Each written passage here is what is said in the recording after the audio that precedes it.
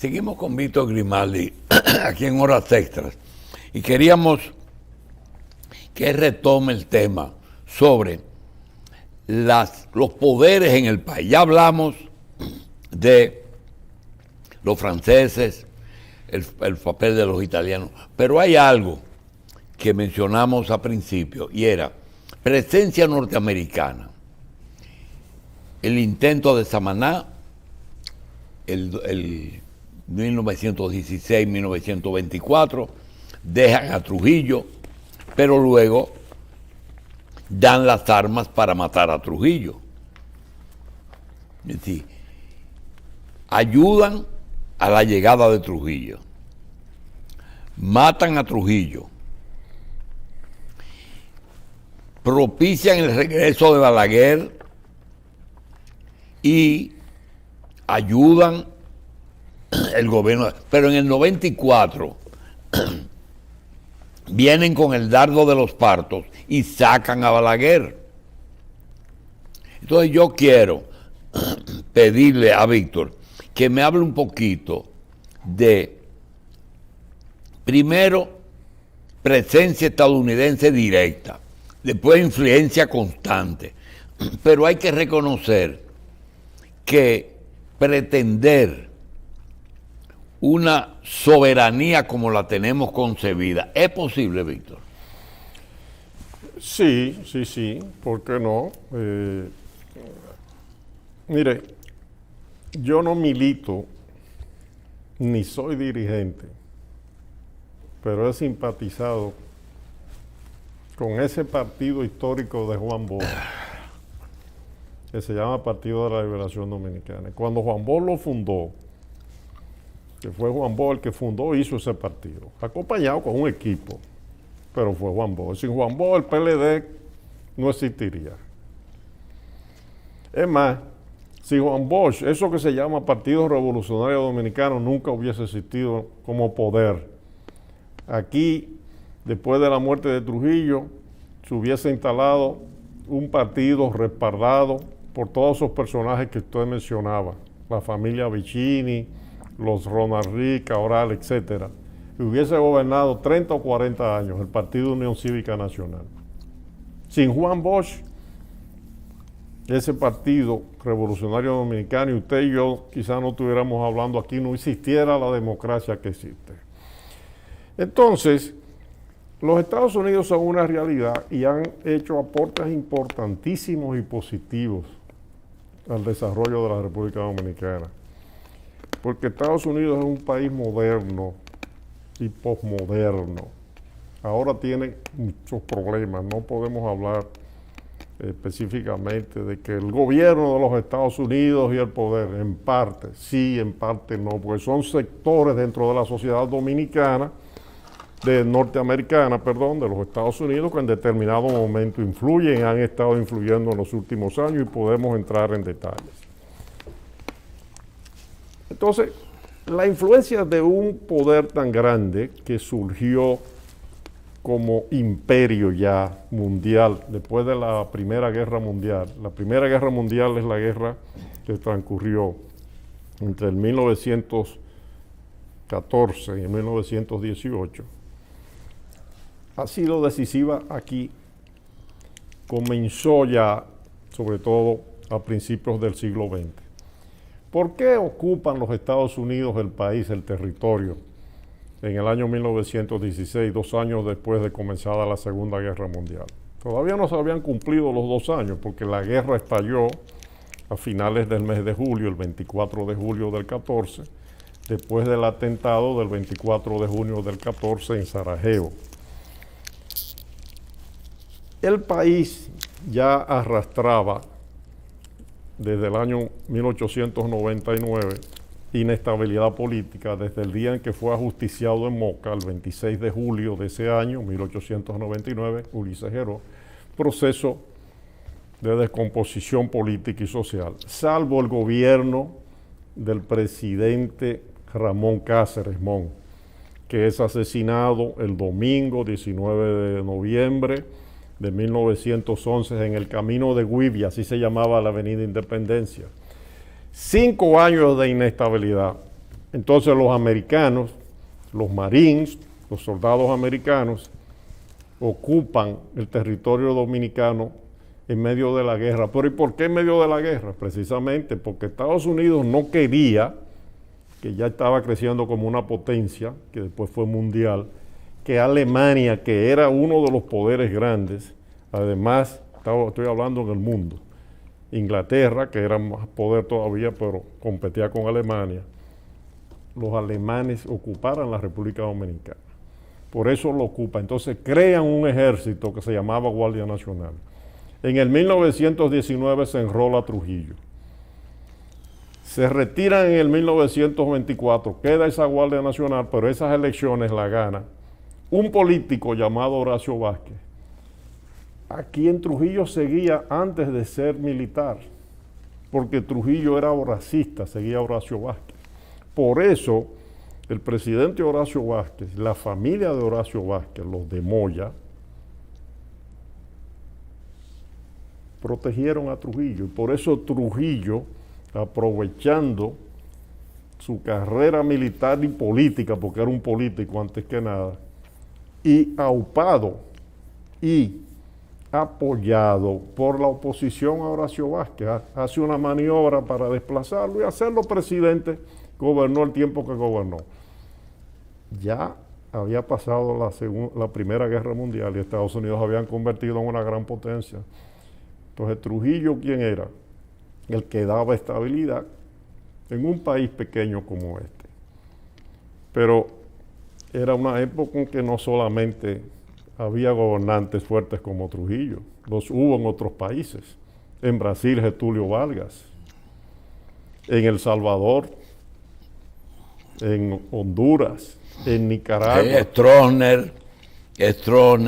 En Venezuela hubo también. Hubo el que Pérez Jiménez, después Juan Vicente Gómez primero. Juan Vicente Gómez, después la transición, Isaías Medina Angarita, el golpe de Estado contra Medina Angarita, en que participó Rómulo Betancourt con Pérez Jiménez. En ese momento sí. Y después entonces Pérez Jiménez se hizo con el poder, etcétera. Entonces, ¿cuál era el poder dominante en la región y en gran parte del mundo? Estados Unidos. Pero después de la Segunda Guerra Mundial entonces fue mayor el poder de los Estados Unidos. Porque ganaron. Pero ¿qué ocurre? Que después de la Segunda Guerra Mundial, en Estados Unidos predominó, en vez de ser la línea de Roosevelt, que era un demócrata consumado, una línea extremadamente conservadora, aún dentro del Partido Demócrata. Usted ha hablado, en estos días lo oí hablando, no sé si fue ayer o antes, cuando estuvo el presidente Hipólito Mejía aquí, de unas semillas que se producían en Jarabacoa o en Constanza, etc. Aquí, a este país, venía siempre, después ya de ser vicepresidente, un vicepresidente que se llamó Henry Wallace. No tiene que ver nada con aquel Wallace ultraderechista que fue gobernador de Alabama. Henry Wallace fue el vicepresidente penúltimo que tuvo Franklin Delano Roosevelt, y era un tipo progresista, medio socialdemócrata de esa línea, pero dentro del Partido Demócrata fue desplazado y pusieron a Harry Truman. Entonces Harry Truman es el último vicepresidente de Franklin Delano Roosevelt, que muere en el poder ya cuando está terminando la Segunda Guerra Mundial, el presidente Franklin Delano Roosevelt, que gobernaba desde el 1933, que fue el autor de las grandes políticas sociales y que fue necesario prorrogar el mandato por la guerra. Correcto, y de la política del buen vecino, pero se impone con Truman, que entonces es presidente después. Cuando él muere. Esa política de persecución de todo el que no estaba con el sistema era comunista. Y Trujillo la aprovechó también. Entonces, Estados Unidos ha tenido sus matices. En este momento, usted quiere llegar ahí seguro, hay una coyuntura muy importante, no solo en el mundo, sino en los Estados Unidos de América, que se están produciendo las señales de cambios importantes que vienen, tanto en el proceso electoral norteamericano cómo en los cambios de gobierno, crecimiento económico, las nuevas tecnologías en todas partes. ¿Qué sucedió en Turquía? ¿Qué está sucediendo en Pakistán? ¿Qué sucedió en estos días en Senegal? ¿Qué está sucediendo en Irán? ¿Qué está sucediendo en el centro de Europa? Todas esas son situaciones que hay que seguirlas. En China, el mundo... Pero no entenderlas, Víctor, porque cuando tú tienes una generación de jóvenes en el mundo entero, con tecnología joven, pero cuando tú vienes a ver, ocurren dos cosas, y es que los viejos son los candidatos. Biden, 83, el señor Trump, 77. Tú dices, pero eso no se compagina con la época. Pero entonces, tú tienes que Estados Unidos pelea con China, pero no es verdad que China va a liderar el mundo, porque los chips lo están haciendo los americanos todavía.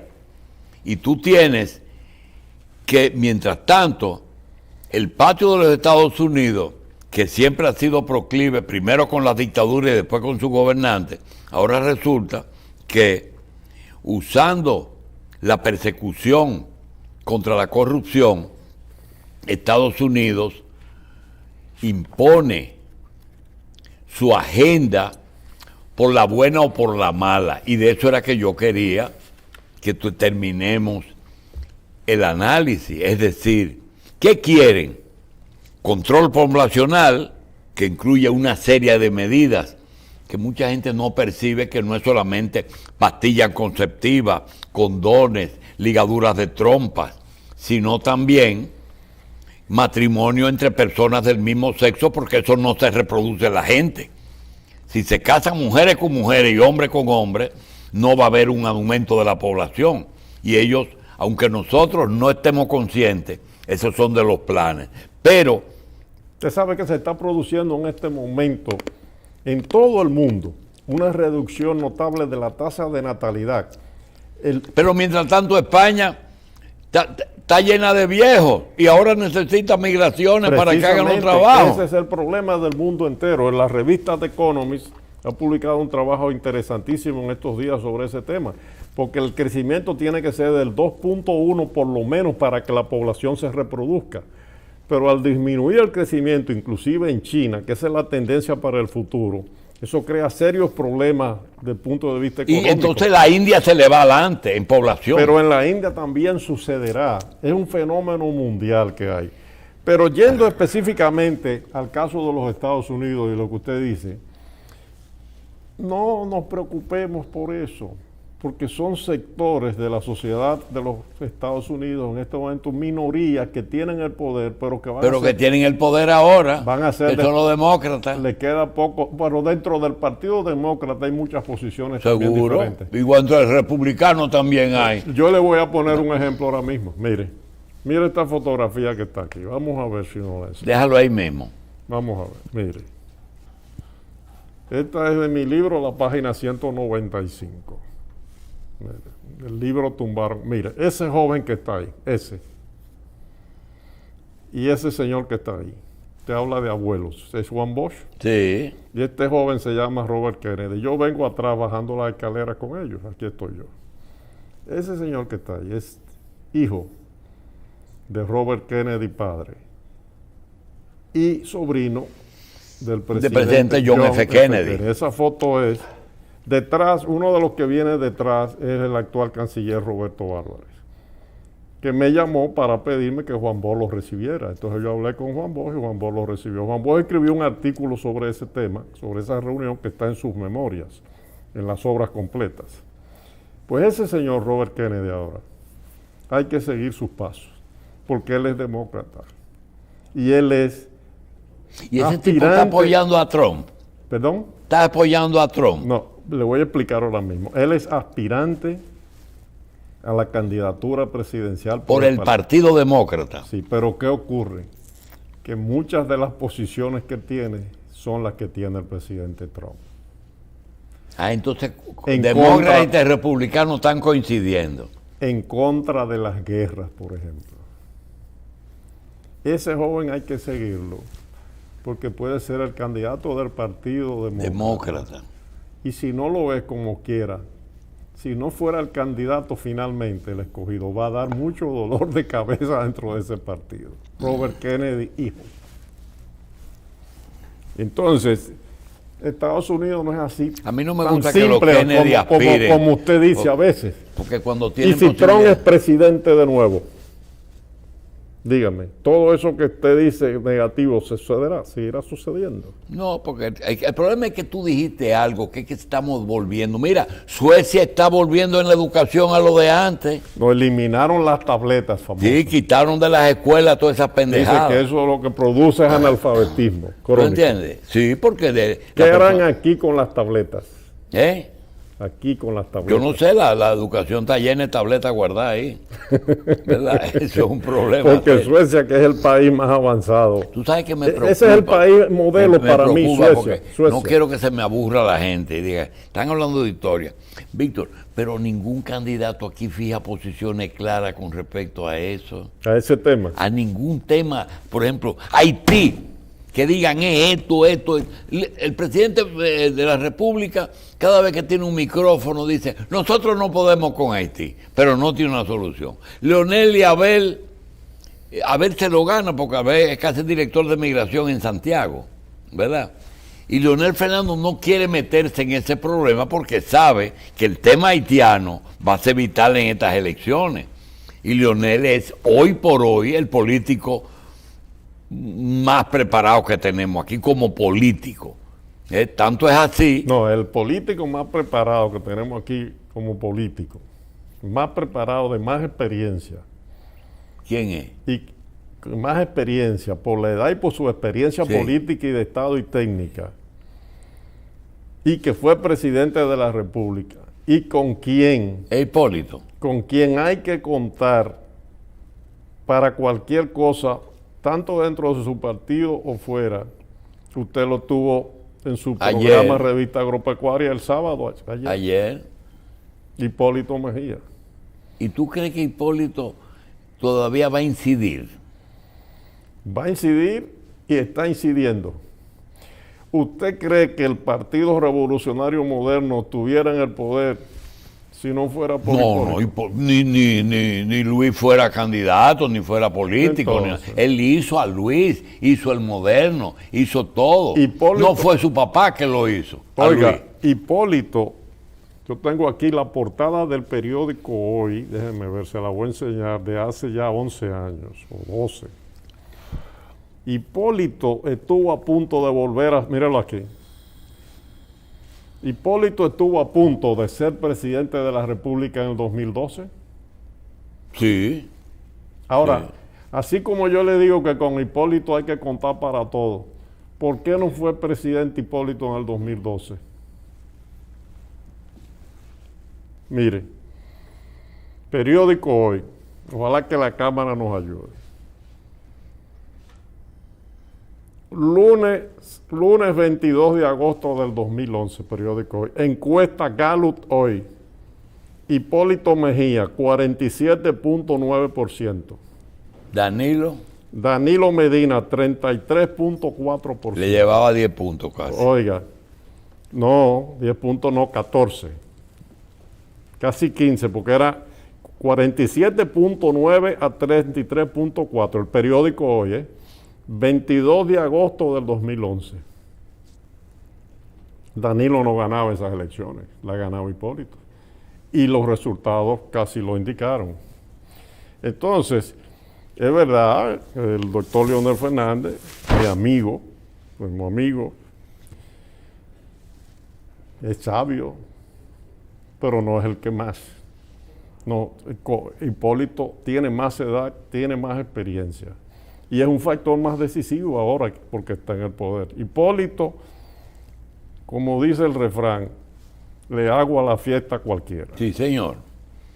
Eso Ahora, es lo que- yo le pregunto a usted, esa encuesta del 22 de agosto del 2011, que decía, de la Gallup, Sí, sí. independiente, patrocinada por don Pepín Corripio.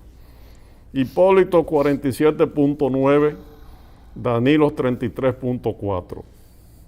Y después vimos los resultados de las elecciones, fueron peleadas. Sí.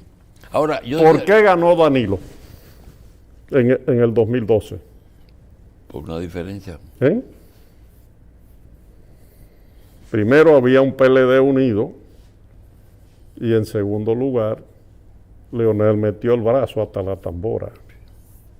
Entonces ahora, Hipólito, que no lo subestimen.